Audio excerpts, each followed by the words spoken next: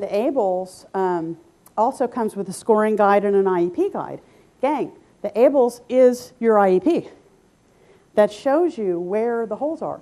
I'm sorry, you know what? If I use acronyms and I don't say what they are, just slap me and say, would you please tell me what that is? I forget sometimes. ABLES is an acronym for the Assessment of Basic Language and Learning Skills, and it's by Behavior Analyst, Inc. And it's Behavior Analyst, you know what? I think it's behavioranalystinc.com. But they have a table right out here, and it's absolutely fabulous. Behavior Analyst, Inc. Yes. Can I see that for 1 second? It is the Assessment of Basic Language and Learning Skills by James Partington, and he's with Behavior Analyst, Inc. I want to show you one really quick thing. I just dropped something. Well, let me tell you this. Typically, it is very hard to get a school system to administer this because it takes a really long time. One of the problems that I have with evaluations, and something that we're getting ready to get into, is that all of the IEP goals and objectives really need to be based on appropriate evaluations. Well, okay, so let's say we're putting together speech therapy, and we're looking at the whole year for the new IEP. So we go in and do a speech language evaluation, which typically takes, what, like an hour, maybe? Okay. And then we come back to the table, and we interpret those things and look at them. Well, that's a 1 hour snapshot in time of that child. And here's the deal. The hallmark of a neurological disorder is inconsistency. That means we have good days and we have bad days. So if we test these kids on a really good day, they're not going to look like a whole lot's going on. If we test them on a really bad day, they may look like they have mental retardation. And here's the problem. If we're basing an IEP for that year on that one snapshot in time, is that representative of where our kids are functioning? Okay, so let's look at this aspect of it. So let's say we do that. We do all these evals across these different domains based on these little snapshots, okay? And we write up an IEP for that.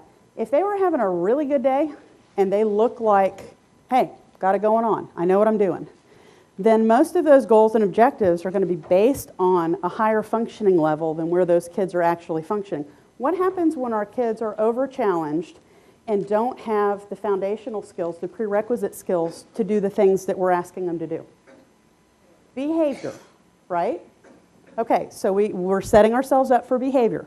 Now on the flip side, what happens when they are having a really bad day and they're a whole lot more functional than they look?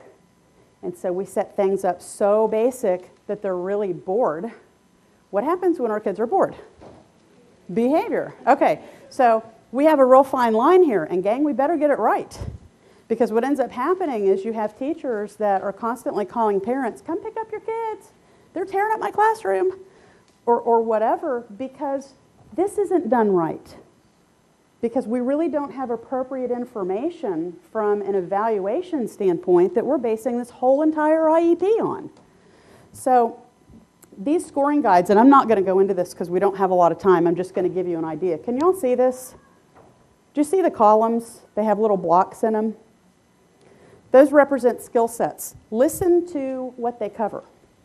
Cooperation and reinforcer effectiveness, visual performance, receptive language, imitation, vocal imitation, requests, labeling, interverbals, spontaneous vocalization, syntax and grammar, play and leisure, social interaction, group instruction, classroom routines, generalized responding, reading, math, writing, spelling, dressing, eating, grooming, toileting, gross motor, fine motor. Did we miss anything?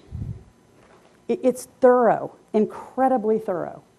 And it lets you know academically and socially and on every other domain where these kids are functioning. And gang, when you get done with this, you know where they are. And those blocks that I showed you, those are the holes. When these kids do what they're supposed to do on these tests, you color in the squares. When you see big white gaping holes, those are the areas of deficit. That's your IEP. That's what you should be working on with these kids. So it's real important that we make sure we have appropriate evaluations done. To answer the question, who does these? I've had a lot of schools do them. Some schools will not do them. You can hire someone to do it for you. I have a lot of parents that do them themselves. You have to be careful when you do these to make sure that you're not making assumptions